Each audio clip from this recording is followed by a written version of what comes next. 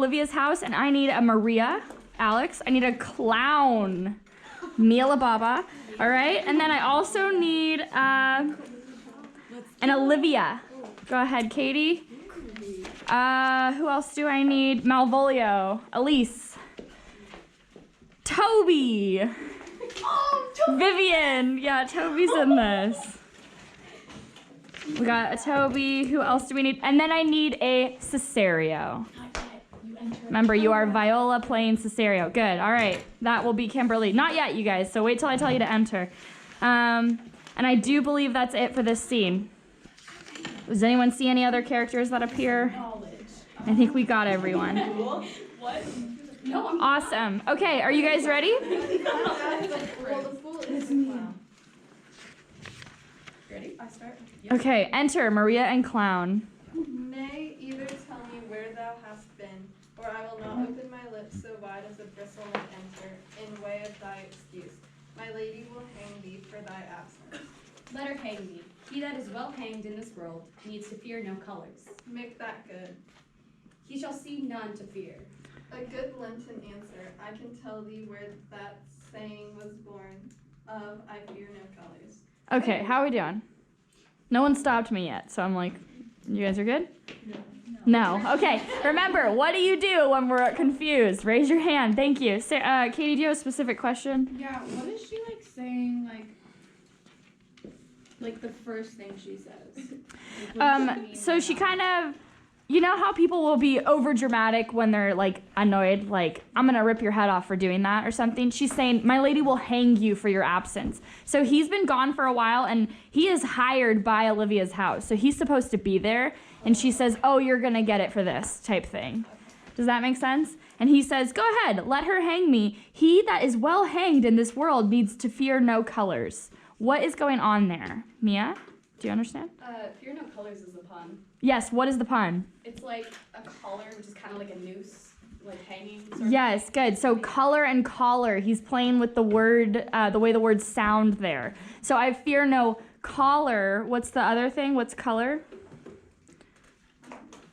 Remember, we like salute the colors. That's what they say when you're in any given country. The colors of your flag. Good. So he is saying you hang the colors, you have no fear because it shows your patriotism, but also he who he is not afraid of colors being hung. Is anyone, are you getting that? All right, good. Any other questions about the little scene there? Megan? When it says like a good Lenten answer, Mm-hmm. in the little note it says Lenten is like weak or poor. Yes. But you think of like Lent, like the Catholic tradition Lent, right? Or do you? It's okay if you don't. No. Okay, so what was the question then? Like, cause it's like a good poor answer. Mm-hmm. So then it's like not a good answer, but it's Good. So he kind of, It's a really good bad answer. yeah, he kind of contradicts himself. But remember what we call those. If it's self-contradictory, but it reveals some kind of truth. What is that? Paradox. Good. So when he says that is a good Lenten answer, it makes it sound like she's being a good Catholic, if you think of Lent. But there's another meaning to the word Lenten, which is weak. So in a way, he's also saying, what a terrible answer. Good job at making a very bad answer.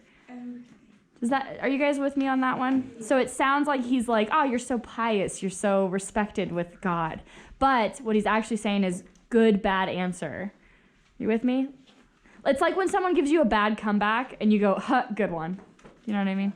Like your mom, that kind of really stupid comeback, you know? All right. Actually, what am I saying? It's pure gold. I use it all the time. Good. So any questions there? Any other questions?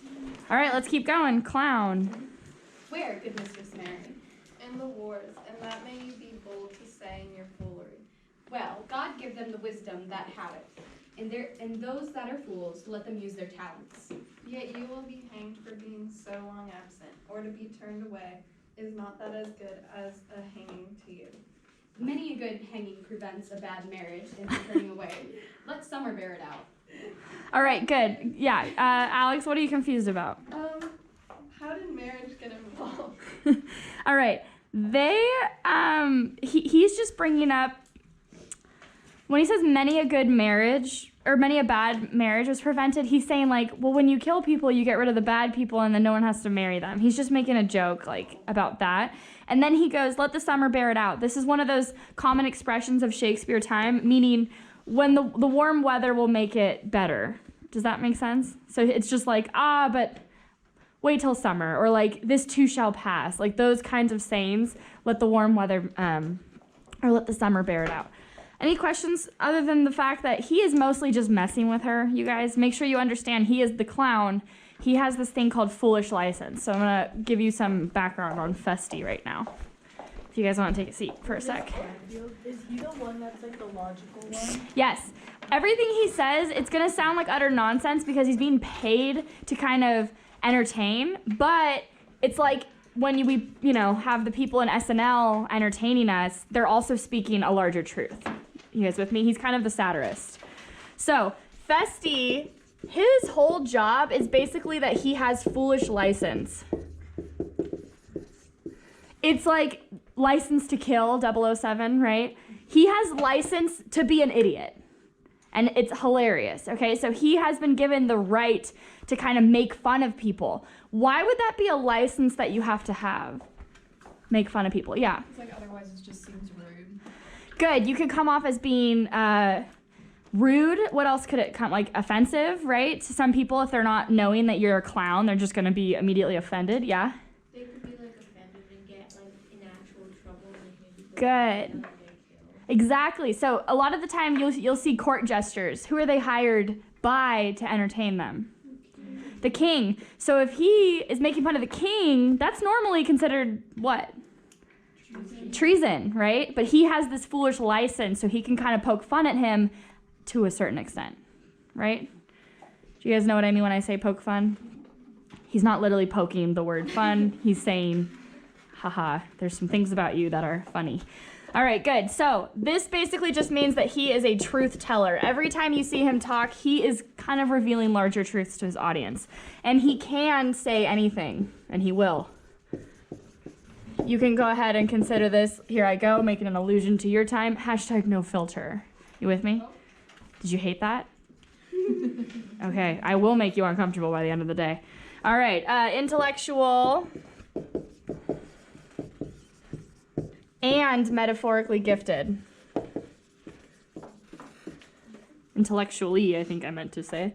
Intellectually and metaphorically gifted. So,